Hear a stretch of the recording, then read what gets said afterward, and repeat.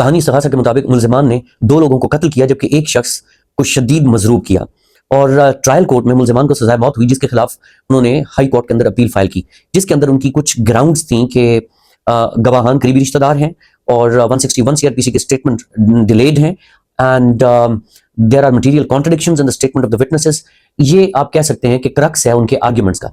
इनका जवाब देते हुए ऑनरेबल हाई कोर्ट ने एक जजमेंट दी विच वाज रिपोर्टेड 2025 YLR 1834, जिसके अंदर कुछ प्रिंसिपल्स ले डाउन किए। There are 6 points which were discussed by the honourable court. Point number 1 was कि what is the status of injured witness. तो injured witness को हाई कोर्ट ने यह करार दिया कि वो नेचुरल विटनेस है। ऑब्वियसली जो उसने अपने जिस्म पर जख्म सजा रखे हैं वो इस बात को साबित करते हैं कि वो मौका पर मौजूद था। और पॉइंट नंबर 2, रिलेटेड विटनेसेस के बारे में डिस्कशन की गई एट लेंथ कि क्या उनकी शहादत काबिल कबूल है, चूंकि वो बतौर रिश्तेदार इंटरेस्टेड विटनेसेस हैं। तो इसके ऊपर ऑनरेबल कोर्ट ने बड़े वाज़ेह अंदाज में ये ऑब्जर्व किया कि सिर्फ रिश्तेदारी से कोई गवाह इंटरेस्टेड नहीं हो जाता जब तक कि उसका कोई पर्सनल मोटिव, कोई ग्रज या एंकर या कोई गुस्सा या अनाद नहीं है। अदरवाइज वो आप उसको इंटरेस्टेड विटनेस नहीं कह सकते और उसकी शहादत काबिल कबूल है। और उसके बाद जो point number 3, that was very important कि 161 सीआरपीसी के स्टेटमेंट डिलेड है। तो ऑनरेबल कोर्ट ने ये ऑब्जर्व किया कि ये 161 सीआरपीसी के स्टेटमेंट कोई सब्सटेंटिव एविडेंस नहीं है और इनमें अगर कोई ताखीर भी है तो आप ये प्रोसिक्यूशन को एडवर्सली इफेक्ट नहीं करती।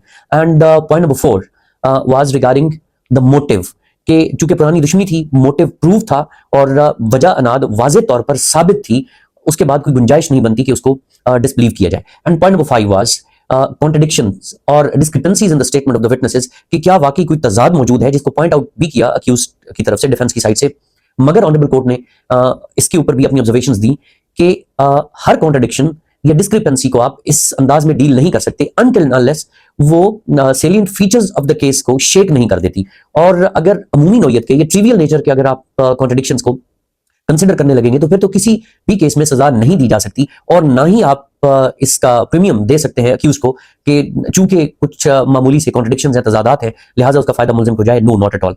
एंड पॉइंट नंबर 6 वो बहुत इंपॉर्टेंट है, उसके ऊपर भी एट लेंथ ऑनरेबल कोर्ट ने अपनी डिस्कशन की। एंड वो पॉइंट ये है कि अगर किसी शख्स को कोई स्पेसिफिक ओवर्ट एक्ट एट्रीब्यूट नहीं भी है, सिर्फ एक्टिव पार्टिसिपेशन है, being member of unlawful assembly, मतलब जब एक से ज्यादा मुल्जिमान मौजूद हैं मौका पर और वो एक ऑफेंस कमिट कर रहे हैं, वो कत्ल कर रहे हैं, वो किसी को मजरूब कर रहे हैं और उस अनलॉफुल असेंबली का कोई एक मेंबर अगर उसको कोई मखसूस रोल एट्रीब्यूट नहीं भी किया गया तो कॉमन इंटेंशन उसकी साबित होती है उसकी वहां प्रेजेंस से।